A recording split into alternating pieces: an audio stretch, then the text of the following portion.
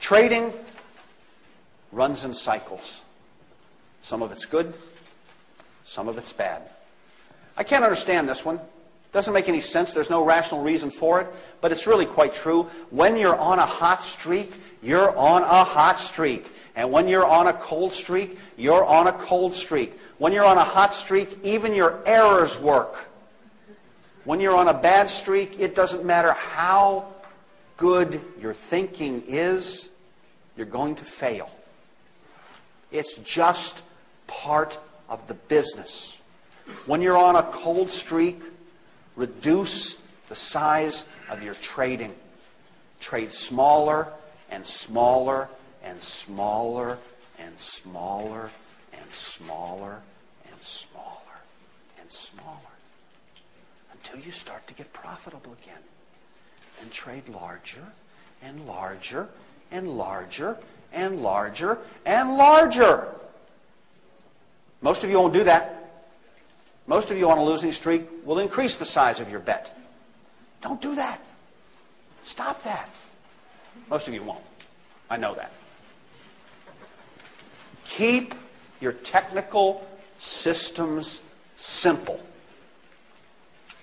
Complexity breeds confusion. It's true. I have never met a Fibonacci number watcher. I've never met an Elliott wave watcher who does any good in this business. Because they get, oh, I love the Elliott wave people. Is this an A, B, and C minuet of a third move of a C force minuet califragic? No, it can't be. That can't be it. And they're either so confused as to what they're doing or they do nothing.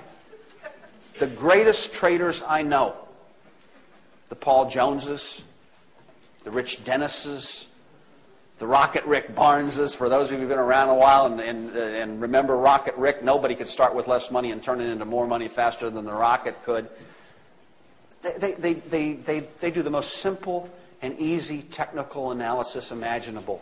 If each low is higher and each high is higher, they're probably going to try to buy some. They chart using either a simple ruler and a pencil with a very dull point or magic markers. They give it some room to work. But when you break big trend lines, they tend to get out. Keep it that simple. I've never met a great, great trader, a great investor who was complex.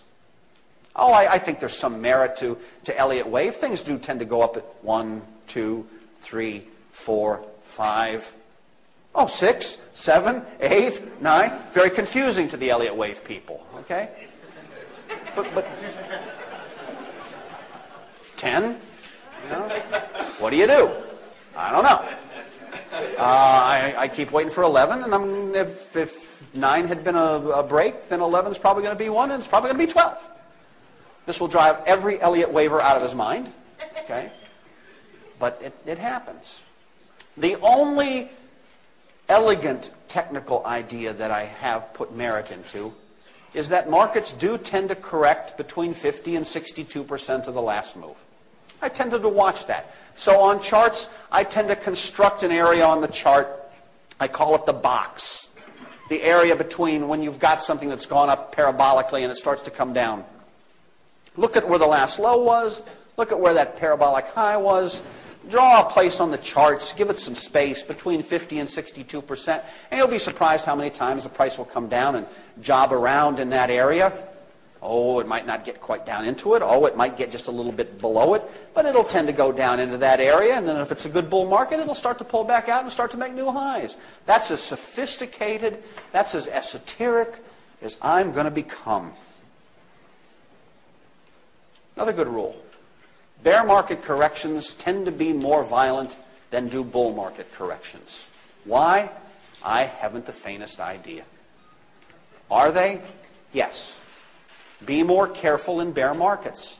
Why? It is a bear market. Going to be a lot of us who are bearish. Going to be a lot of us who are short. Whether we respond to it properly or not, it's illogical, but when we're short, we tend to run for cover faster than when we're long. That's just human nature.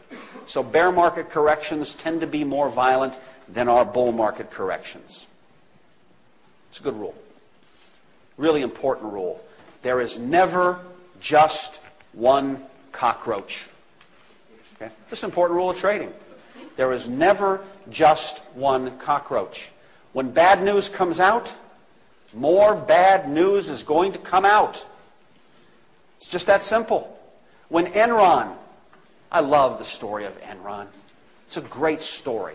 I'm still angry at people who complain about losing all their money in Enron, as if they were cheated. No, you weren't.